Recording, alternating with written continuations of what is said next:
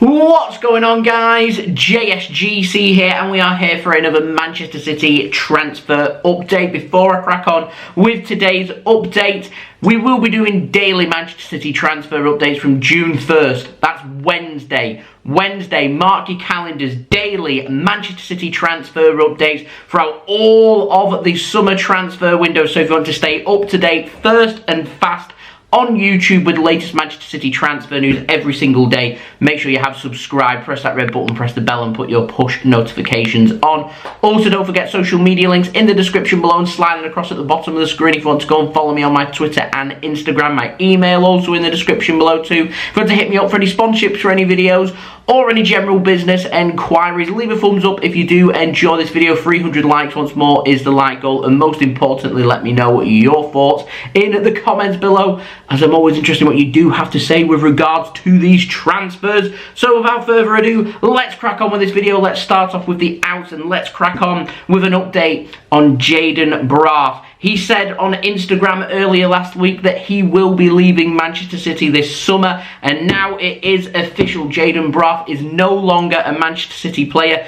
He's joined Borussia Dortmund on a permanent contract until 2025. He joins them for free. No fee has been paid. It's the expiry of his contract. Manchester City haven't actively looked to pursue keeping Jayden Braaf at the club. There has been issues over attitude and a desire to be at the club and wanting to work hard and doing as he's told and things like that. So he's wanted to go elsewhere instead. Best of luck to him. Borussia Dortmund, it's a cracking move. Keep an eye on his progress. See how he does. Moving on, we've got an update on Oleksandr Zinchenko now. Jack Gaughan says that Arsenal, they are interested in signing Oleksandr Zinchenko this summer. It's thought that Mikel Arteta, manager at Arsenal, sees Zinchenko as more of a midfielder than a defender, and he wants to use him in a more natural position in midfield. Now, Sam Dean at the Telegraph has said that Manchester City, they won't get in the way of Oleksandr Zinchenko if he wants to leave the club.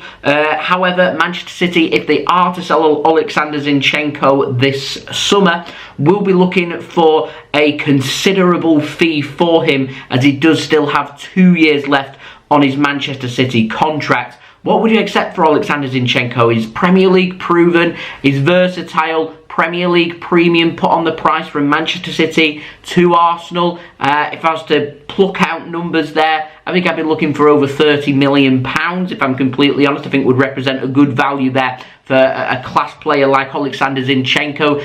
Could be closer to 20, 25 million rather than 30, but I think 30 million would be a very good deal there for Manchester City, but that's just me plucking numbers out of thin air. I'm hoping we'll keep hold of Oleksandr Zinchenko, because I firmly believe in signing a left-back. That is a replacement for Benjamin Mendy, not Oleksandr Zinchenko, but signing a left-back will limit the playing time even more for Zinchenko, so maybe that's what he's considering. We'll see. The ball's in his court, nobody else's. We'll see what he wants to do. I imagine no decision on that will be made anytime soon. He'll want to enjoy his summer break first and then come back for pre-season and maybe have some talks and see where he wants to go from there. Now, we've got an update on Gabriel Jesus. Graeme Bailey has said that Manchester City are working hard behind the scenes. They're trying to get Gabriel Jesus on a new contract.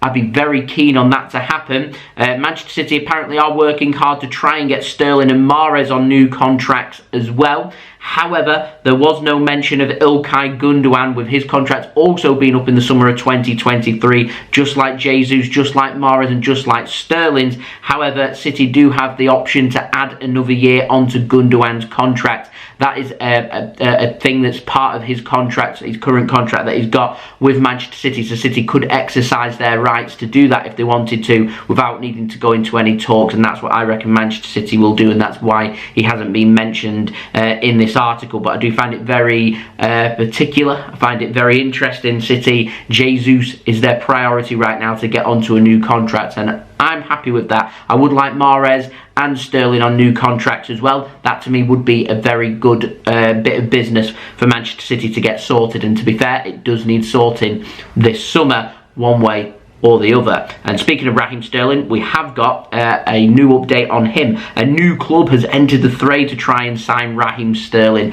and it's Thomas Tuchel's Chelsea who are keen on signing Raheem Sterling. They want to sign an attacker, and Raheem Sterling apparently is one of the players Chelsea are considering. Now, in my complete honest opinion here, I think that would be a great signing for Chelsea, particularly if he doesn't want to sign a new contract at City. He maybe wants to go back to where he's from, down in London, and head to Chelsea. Then yeah, I wouldn't stand in Raheem Sterling's way. However, just like with Zinchenko, there's a Premier League premium on there. He's also homegrown, he's also English, so I'd be asking for a little bit more. Add to that the fact that Chelsea are a top 4 team and a potential next season Premier League rival. I'd be asking for a very big fee if they want to sign Raheem Sterling from us, regardless of him having a year left on his contract. Manchester City would be crazy to sell to Chelsea in such a situation, and only if the finances made sense would I even consider selling a player to Chelsea with, where Chelsea finishing 3rd and Manchester City finishing 2nd. Chelsea trying to play catch up. They're in the Champions League. They're set to get a new takeover. They're going to be in with a lot of money there. Yeah, I'd be asking for a lot of money for Raheem Sterling. I'm talking more than the 50 or 60 million pound that's been quoted around Raheem Sterling. I'm talking north of 70 million pounds with him having a year left on his contract. If he had 2 or 3 years, I'd be saying we're looking at triple digit million pound figures. But as it is, 70 million pounds is what I'd be looking for. We'll see what happens with regards to that. So moving on to the ins, let's see what Manchester City are wanting to bring in. Firstly, we've got an update on Julian Alvarez scoring 6 goals for River Plate. Crazy. Simon Mullock at the Mirror has said that the River Plate, the Mirror, they say that City have agreed with River Plate to spend an extra £1.3 million to sign Julian Alvarez this summer rather than wait until the winter, which is what the original agreement was. And we have had reports in from Argentina that have said Alvarez will be joining up with the Manchester City squad on July 7th of this year. So we're talking just over a month's time. We'll see Alvarez pull on his Manchester City shirt. I'm wondering which number he's going to take up at City. Interesting. Now moving on, we've got an update on Marc Cucurella of Brighton and Hove Albion. So strap yourselves in for this one. Can get a little bit complicated, can also be very interesting at the same time. Cucurella has said that if an opportunity to join a top team like Manchester City comes available to him, he says you have to take advantage of that. And he says there are certain teams out there that you cannot say no to, and he's hinting that Manchester City are one of them, as Manchester City have continued their interest in signing the left-back from Brighton. Now, further reports have come in that Chelsea, they are also interested in signing Cucurella and have been told by Brighton to pay £45 million if they want to sign him. So there's the price. It has been named. City are definitely interested. Chelsea are definitely interested. Tottenham Hotspur's name has also been put out there. This is all according to The Sun. Now, there has been several reports from what I consider unreliable pieces of information, particularly on Twitter. Now, normally when I do my sources, I wait for official confirmation from reputable, I'm struggling with my words today, reputable, we got there, reputable journalist, and we just haven't had word of that as of yet. There's been posts on things like Blue Moon. I'm not going to name names. I'm not saying that they're unreliable. What I'm saying is they're not certified, and because of that I'm not going to include them in my video, because sometimes it is just rumours and speculation. There's nothing more in it. Sometimes it's concrete, and people have been saying that Cucurella is close to joining Manchester City, and he might be.